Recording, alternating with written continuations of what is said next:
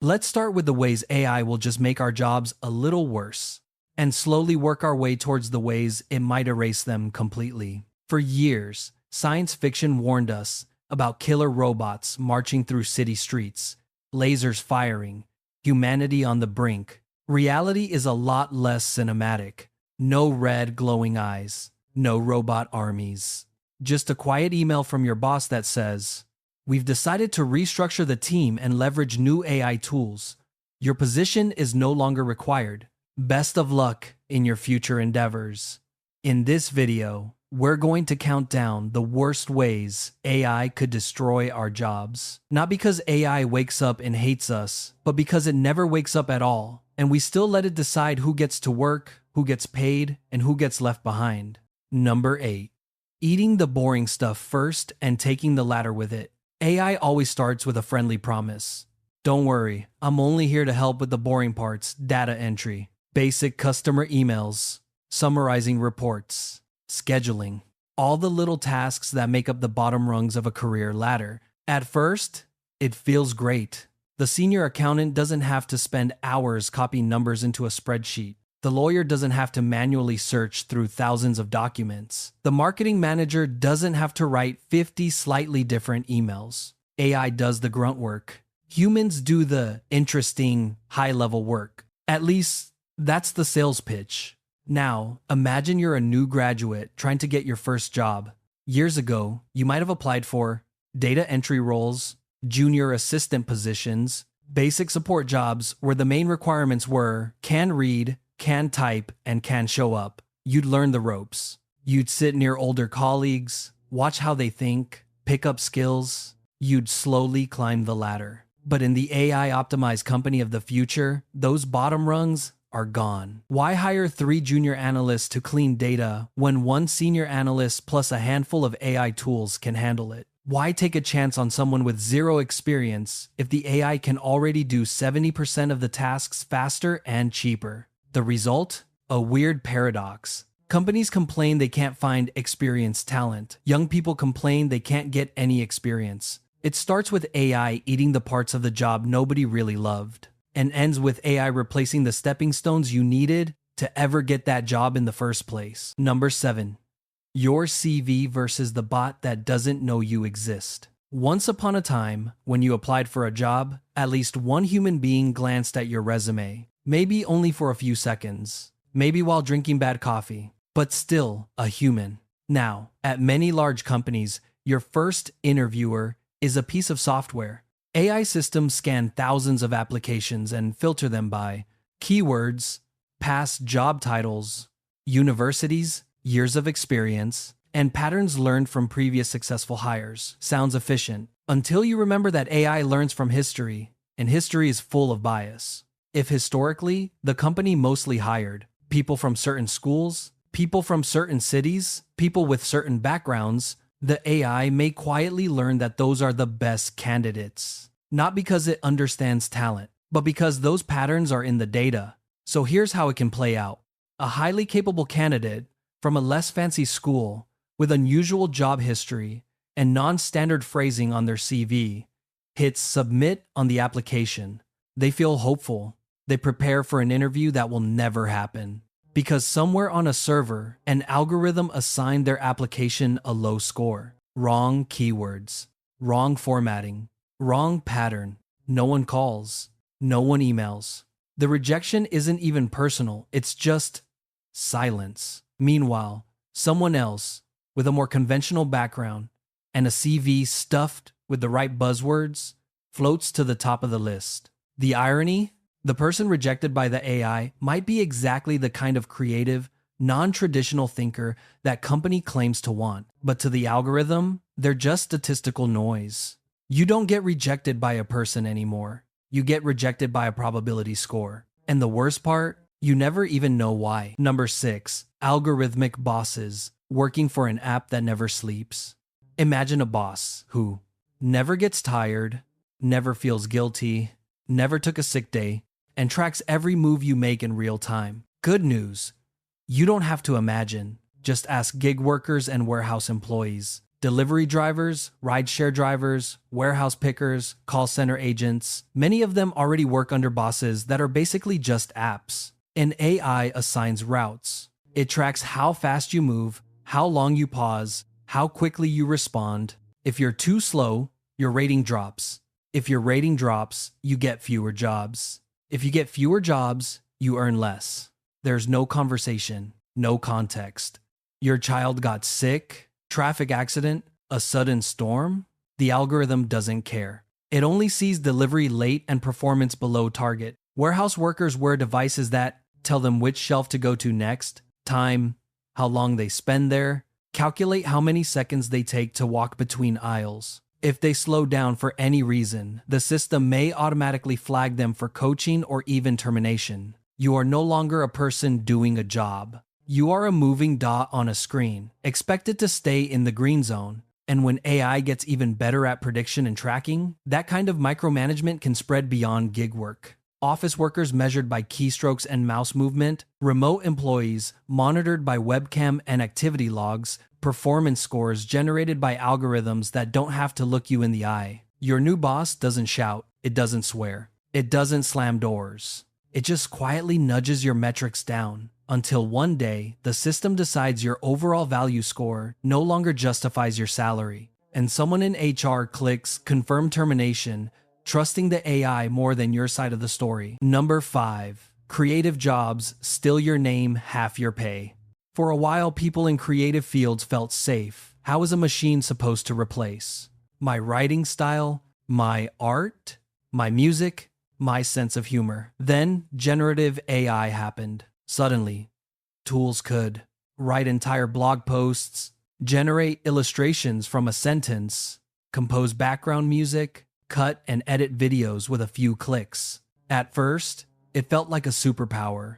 A writer could produce drafts faster. A designer could generate dozens of concepts in minutes. A video editor could let AI handle rough cuts. But businesses notice something else. If one person with AI can do the work of 3 people without it, why are we still paying for 3? Imagine an advertising agency that once had 5 copywriters, 3 designers, 2 video editors. Now they keep 1 creative director who supervises AI outputs, a small group of freelancers they call occasionally, and a monthly subscription to several AI tools. The work still gets done. Clients still receive campaigns, but the full-time jobs, health insurance, and career paths, those shrank. You still see some human names on the credits, just fewer of them, on smaller contracts for less money. The new line from clients sounds like this: "We know you'll be using AI, so we expect a discount. The value of your craft is quietly redefined." Not as something only you can do, but as cleaning up what the model spits out. AI doesn't need to be as good as the best writer or artist. It just needs to be good enough that companies feel justified in paying humans half as much. The good news: AI can help you create faster than ever. The bad news: your client just realized they don't need to pay you full price anymore. Number 4. When everything can be faked, trust gets automated too. As AI gets better at faking reality, it doesn't just create cool movie effects. It attacks something your job quietly depends on: trust. AI can clone voices convincingly. It can generate faces and videos of people saying things they never said. It can produce official-looking documents, IDs, invoices, contracts. That opens the door to more sophisticated scams, fake job offers, deepfake blackmail, fraudulent transactions. In response, companies and governments start to panic, not by hiring more humans to check things, but by doing what they always do. Can we automate the defense too? So they invest in more AI, fraud detection models, automated KYC, know your customer systems, voice print verification, document scanning bots that decide what looks suspicious. You used to be able to walk into a bank, sit with a person, and explain a weird transaction. Now you're routed through a chatbot, an automated phone system, identity checks run by AI. If the system flags you as high risk, maybe because your voice sounds different today, or you logged in from an unusual location, you might find your account frozen. The frontline jobs that once involved talking to people face to face, customer service reps, bank tellers, loan officers, front desk staff, all get replaced first by websites, then by chatbots, then by invisible risk scores that determine whether you ever speak to a human at all. Some jobs disappear not because AI does the work better, but because AI makes the environment so untrustworthy that everything gets locked behind digital gates. When any voice, face, or document can be faked in seconds, companies will automate not just tasks, but suspicion. And when suspicion is automated, a lot of people who used to work in trust-building jobs will find themselves quietly redundant. Number 3. A global race to the bottom, paid whatever AI doesn't do. Now imagine a different scenario. An AI system can't do 100% of your job, but it can do maybe 70% or 80%. To many companies, that sounds like a fun math problem. If AI can handle 80% of the work, could we just pay humans for the remaining 20%? Combine that with remote work technologies, global freelancer platforms, and the ability to break jobs into tiny online tasks. Suddenly, instead of employing one full-time worker in a high-cost city, a company might decide to let AI do most of the work, hire a cheaper contractor in another country to review or fix the rest, pay per task instead of per month. Your role gets sliced into smaller and smaller fragments, each one auctioned off to the lowest bidder. You're not competing with the person in the next cubicle anymore. You're competing with AI, plus thousands of workers online willing to do micro tasks for a few dollars each. A report writing job becomes AI drafts the report worker A in country X, proofreads it for grammar. Worker B in country Y localizes it for a different market. Worker C in country Z adds visuals. None of them get benefits. None of them have job security. All of them are replaceable. As this model spreads, the average salary for certain types of work gets pushed toward whatever's just slightly cheaper than building a system to fully automate it. If an AI can do 80% of your job, somewhere there will be a company willing to pay you for the remaining 20%, at 20% of the salary. Number 2, the fully automated company, humans as occasional technicians. Picture a future startup. It launches with a small team, a founder, a technical lead, a couple of engineers, maybe one lawyer. They build a product, but they also build something else. A stack of AI tools that run almost everything. Marketing, AI writes the ads, tests hundreds of versions, chooses the winners. Customer service, AI chatbots handle most inquiries, escalate only complex issues to a tiny human team. Sales, AI identifies potential leads, sends personalized outreach emails, schedules calls. Logistics, AI forecasts demand, chooses shipping options, manages inventory. Finance, AI produces forecasts, flags anomalies, optimizes pricing. The company grows. Revenue climbs. Customer numbers explode. Headcount barely changes. Why hire a 50-person customer support team when AI can answer 95% of questions and deflect the rest? Why hire a big marketing department when AI can generate and test content at machine speed? There will still be humans to set strategy, to handle edge cases and lawsuits, to maintain the infrastructure. But the ratio of value created to people employed could become wildly skewed. In industrial revolutions of the past, new machines usually still needed. Lots of technicians, factory workers, support staff. Now, software scales almost for free. It's not crazy to imagine billion-dollar companies with fewer than 50 employees. The economy on paper looks great. High productivity, high profits, dazzling tech growth. But the number of stable, mid-level office jobs, those classic middle-class roles, shrinks. The world ends up with a small number of highly paid specialists who design and manage AI systems, a large number of people doing low-paid service work that can't be automated yet, and a shrinking middle. You're either designing the automation or living with the consequences of being automated. Number 1. Letting AI design the job market itself. So far, we've talked about AI being used as a tool inside companies. Now let's zoom out and look at the really terrifying scenario. We let AI optimize the entire system. Governments and corporations love dashboards. Unemployment numbers, productivity metrics, GDP, profit margins. Now imagine feeding all of that into a powerful AI and asking it a simple question. What's the most efficient way to run our labor market and economy? The AI, being a good little machine, does exactly what it's told. It analyzes which jobs generate the most output per dollar, which roles can be automated cheaply, which workers are underperforming where social programs cost more than they return. Then it starts making recommendations.